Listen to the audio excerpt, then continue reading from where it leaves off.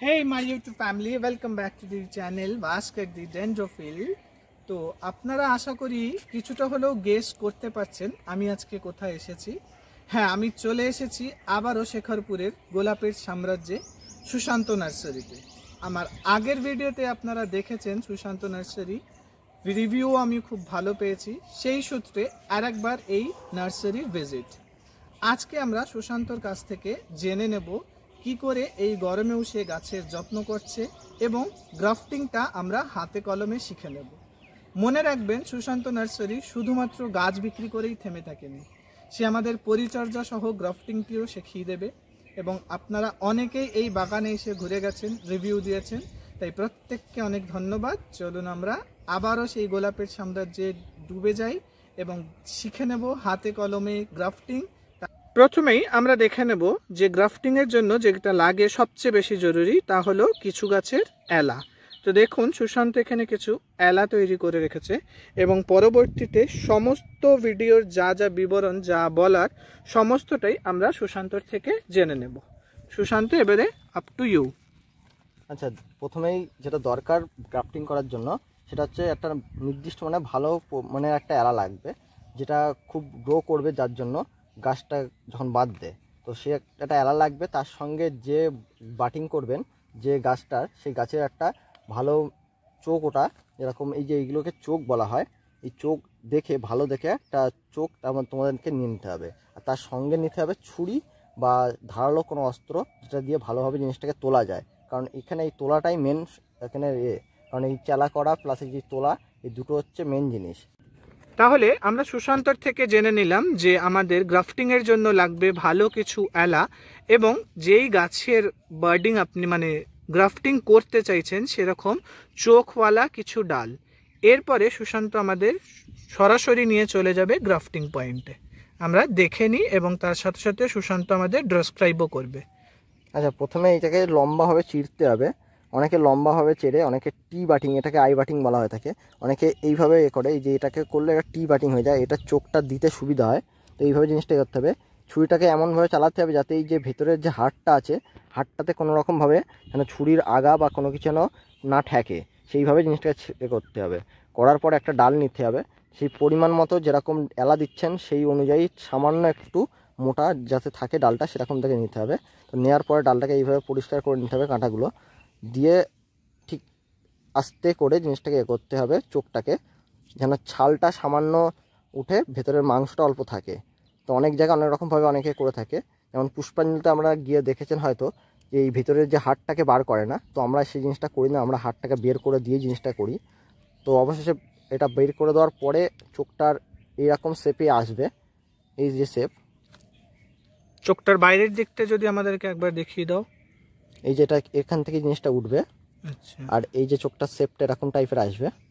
এই শেপটাকে নিয়ে এইভাবে ঠিক জিনিসটাকে বসিয়ে দিতে হবে, দেখতে হবে যেন দু সাইডে জিনিসটাকে ভালোভাবে বসে। তো তারপরে একটা এই প্লাস্টিক, এটাকে আমরা বলে থাকি বাটিং প্লাস্টিক, এগুলো কাটতে হয়। এই সরু বাটিং প্লাস্টিক দিয়ে জিনিসটাকে ভালোভাবে জড়িয়ে দিতে হবে, যাতে কোনো রকম হাওয়া পাশের জায়গা না থাকে।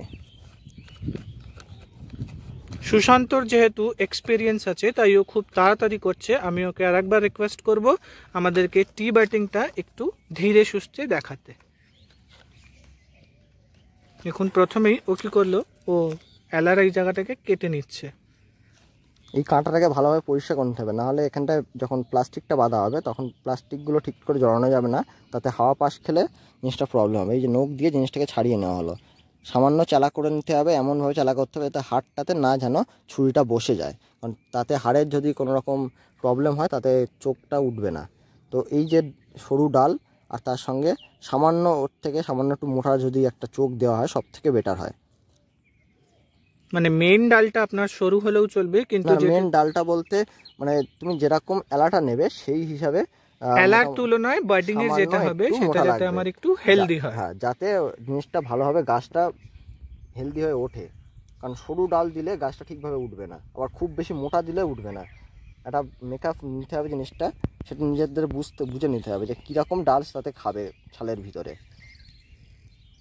এটা থেকে কতদিন লাগবে সময়? মোটামুটি এইগুলো গাছগুলো উঠেছে, এইগুলো 1 মাসের হয়ে গেছে। এই যে এই মাথাগুলো এরম জায়গা থেকে কেটে দিতে হবে, মোটামুটি দুটো করে পাতা রেখে কেটে দিতে হবে। দেওয়ার পরে এই কচগুলো হয়েছে, এই কচগুলো এখানে ভেঙে দিতে হবে। দেওয়ার পরে এটাই 1 মাসের গাছ, এটা সসবেরি সসের গাছ আছে, 1 মাসের গাছ এটা। আচ্ছা, তো এখান থেকে 1 মাস, এটা মোটামুটি 1.5 মাস হয়ে গেলে আরেকটু বড় হবে, এরকম টাইপের বড় হলে জিনিসটা এখান থেকে তখন কাটিং করতে হবে। এই যে আচ্ছা, এই যে তুমি বললে যে এই কাটিংটা আমরা এখানে কেটে নিচ্ছি, এটা কতদিন পরে মানে বার্ডিং করার কতদিন পরে কেটে নেব? মোটামুটি 7 থেকে 8 দিন। আচ্ছা, আর গরমকালে হলে সেটা 4 দিন থেকে 5 দিনের মধ্যে কাটলে ভালো হয়। তার জন্য কি আমাদের কি কোনোভাবে ওয়েট করতে হবে? মানে তুমি ধরো যেরকম বার্ডিংটা করে দিলে, বার্ডিংটা করার পরে বলছো যে 4 থেকে 5 দিনে আমরা যে বাকি এলার সবুজ অংশটা সেটা কেটে দেবো, সেটা কাটার আগে কি আমি যেখানে বার্ডিংটা করলাম সেখানে কোনো রেজাল্ট দেখতে পাবো তারপরে কাটবো, এরকম কোনো ব্যাপার? না, ওরকম কোনো ব্যাপার নাই, কিন্তু শীতকালে হলে জিনিসটা রেজাল্টটা বোঝা যায়, গরমকালে রেজাল্টটা বোঝা যায় না। কারণ আমরা কেটে দিই এই কারণেই, আমাদের জিনিসটা অনেকটা এক জায়গায় করা হয়। তো এই যে একটা এলা, এই এলাটা চেপে যায় গিয়ে এর এখানটা চোখের এখানটা এই জিনিসটা চাপা পড়ে যায়, তার জন্য এটা কেটে ফেলা হয়। আর যদি এটা ফার্স্টেই কেটে বাঁধা হয় তাহলে চোখটা ধরতে লেট হয় আর কি, এই হচ্ছে মেন। তারপর 1 মাস পরে আপনাদের গাছের রেজাল্ট আশা করি এরকম হয়ে আসবে। তারপরে আরও দিন 15 ওয়েট করতে হবে এই কচগুলো ভেঙে দেওয়ার পরে, যেটা দেখালাম একটা কচ ভেঙে, তো সেরকম কচগুলো ভেঙে দিতে হবে। আবারও যদি একটা কচ ভাঙা আমাদের তুমি দেখিয়ে দাও। আচ্ছা, এই হচ্ছে 1 মাস গ্রাফটিং করা তো এটা এই গাছগুলো সবই কচ আছে। এই যে এইটা শুধুমাত্র গাছ, দেখে নিতে হবে প্লাস্টিকের মিডিল পজিশনে যে গাছটা উঠেছে সেটাই শুধু একমাত্র গাছ। এই কচগুলোকে ভেঙে দিতে হবে, এই কচগুলোকে এইভাবে ভেঙে পরিষ্কার করে দিতে হবে। এই মাথায় হচ্ছে এই পাতাগুলো কেটে গেছে, চেষ্টা করতে হবে দুটো একটা পাতা রাখার, কারণ এখান থেকেই জিনিসগুলো এই গাছটা গ্রো করার খাবারগুলো এখান থেকেই পাবে। কারণ একটা গাছের পাতা না থাকলে কোনোদিনও গাছ গ্রো করে না 100 বার, কারণ গাছের সালোক সংশ্লেষের মাধ্যমে সে খাবার জোগাড় করবে ওই পাতার মধ্যে দিয়ে। পরের স্টেপ, এই গাছটার বয়স 1.5 থেকে 2 মাস। তো এইখানে যেটা দেখালাম আমি আরেকবার দেখিয়ে দিচ্ছি জিনিসটাকে। এইটার বয়স 1 মাস, এইটার বয়স 1.5 থেকে 2 মাস। তো এখানে এটা ডাং কাটা আছে, এটাকে ডাং বলা হয়ে থাকে। এই যে ডাং, এই ডাংটাকে এখান থেকে কাটিং করে দিতে হবে, এই পোর্শন থেকে কাটিং করে দিতে হবে। দেওয়ার পরে কিছুদিন রেখে দেওয়ার পরে গাছের হাইট ঠিক এরকম টাইপের আসবে বা এইরকম টাইপের আসবে। গাছের গ্রো হিসাবে, যে গাছে বেশি গ্রো করে সেরকম হিসাবে গাছের গ্রো আসবে। তো এই গাছ আসার পরে এই প্লাস্টিকগুলোকে তারপরে মোটামুটি 1.5 থেকে 2 মাসের মধ্যেই প্লাস্টিকগুলোকে আবার খুলে দিতে হবে। প্লাস্টিক খোলার নিয়ম অনেক রকমভাবে খুলতে পারো তোমরা, যারা শর্ট ফর্মে যারা খুলতে এইভাবে, আমি একটা দেখাচ্ছি শর্ট ফর্মে।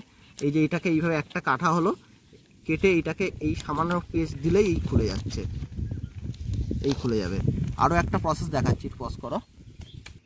এর সঙ্গে আরও একটি প্রসেস দেখাচ্ছি যেটা খুবই সহজ পদ্ধতি, কারণ এইভাবে খুলতে গেলে অনেক সময় এই গ্রাফটিং থেকে পেঁচটা ঠিক মতো না খুলতে পারলে এটা ভেঙে যেতে পারে। তো তার জন্য তখন কোনো ধারালো ছুরি বা ব্লেড দিয়ে এই পিছন থেকে জিনিসটাকে সামান্য করে আলতো করে চালা করে দিতে হবে, সামান্য করে শুধু প্লাস্টিকের উপর দিয়ে চালা করতে হবে। দেখতে হবে যেন ছালে বেশি যেন ডিপ না হয়, আঘাত যাতে না পায় সেইভাবে চালা করে দিলে এই যে পুরোটা ক্লিয়ার হয়ে গেল। এই ক্লিয়ার করে দিলে হয়ে গেল ক্লিয়ার।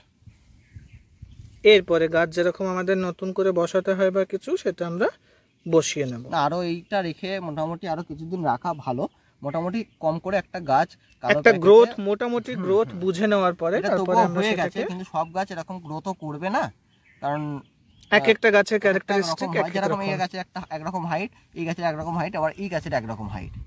3টে গাছ 3 রকম ভ্যারাইটিসের গাছ, 3টা 3 রকম। এছাড়া ইমপ্রেটিক ফাড়া, এটা কিন্তু খুব লম্বা হয়, কিন্তু এটা মাথাটা নষ্ট হয়ে গেছে, ফের নতুন করে উঠছে, তার জন্য এটা গাছের আছে। এটা একটা ফ্লোরিবান্দা টাইপসের গাছ, এটা খুব ঝাঁকারোল হয় বলে এটা জিনিসটা তাড়াতাড়ি গ্রো করেছে। আর এটা হচ্ছে সসবেরি সস, এটাও আস্তে আস্তে গ্রো করেছে জিনিসটা। তো গাছ হিসাবে গাছের গ্রো করবে সেটা বুঝে জিনিসটাকে রিপোর্টিং করতে হবে। তারপর তাহলে আমরা দেখে নিলাম যে আই বার্ডিং এবং টি বার্ডিং কি সুন্দর সহজ পদ্ধতিতে সুশান্ত আমাদের কাছে তুলে ধরলো। এই সুবাদেই আমি সুশান্তর কাছে একটা জিনিস জেনে নিতে চাইছি যে তাহলে আমরা কি ডুয়াল গ্রাফটিং বা মাল্টি গ্রাফটিং তোমার কাছে যদি কেউ রিকোয়েস্ট করে সেই ক্ষেত্রে পেয়ে যাব? অবশ্যই সেটা আগে থেকে অর্ডার করতে হবে, কারণ জিনিসটা কীরকম কালার চাই সেটা একটা দেখতে হবে।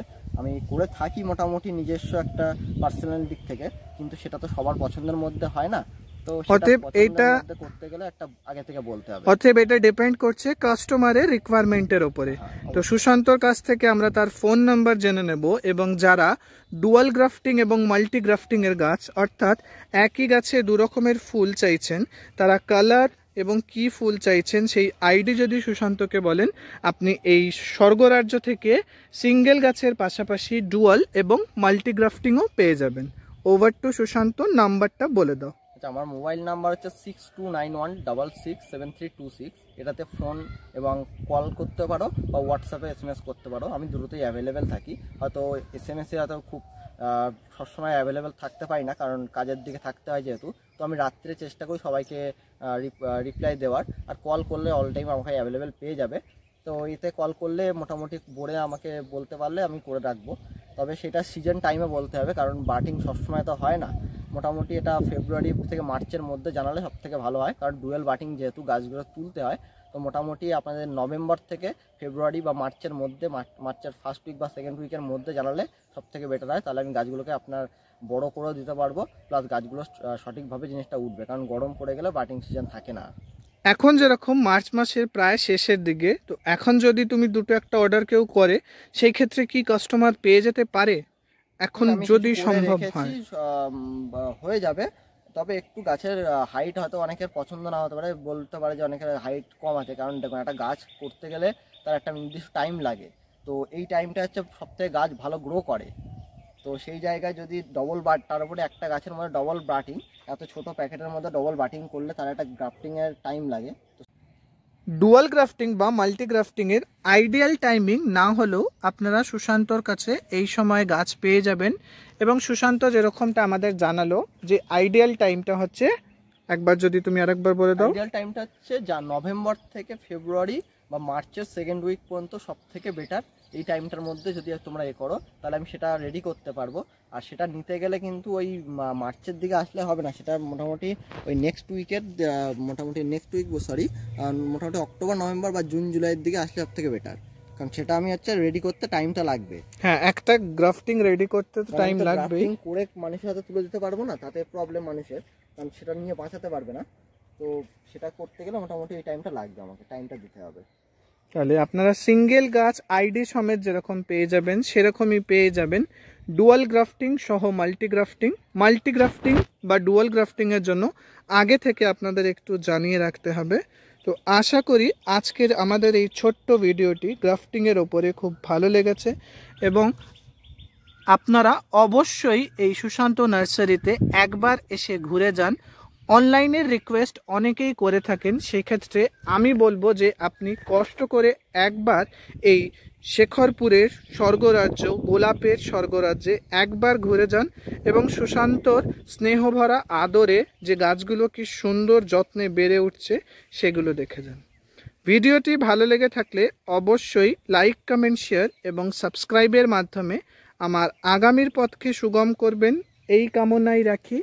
ভালো থাকবেন, সবুজে থাকবেন, এবং গাছ সংক্রান্ত কোনো প্রশ্ন এবং গোলাপ সংক্রান্ত কোনো কিছু থাকলে স্ক্রিনে দেওয়া সুশান্তর নাম্বার এবং আমার নাম্বার থাকবে, আপনারা যে কোনো সময় যোগাযোগ করতে পারেন। Till then, stay tune.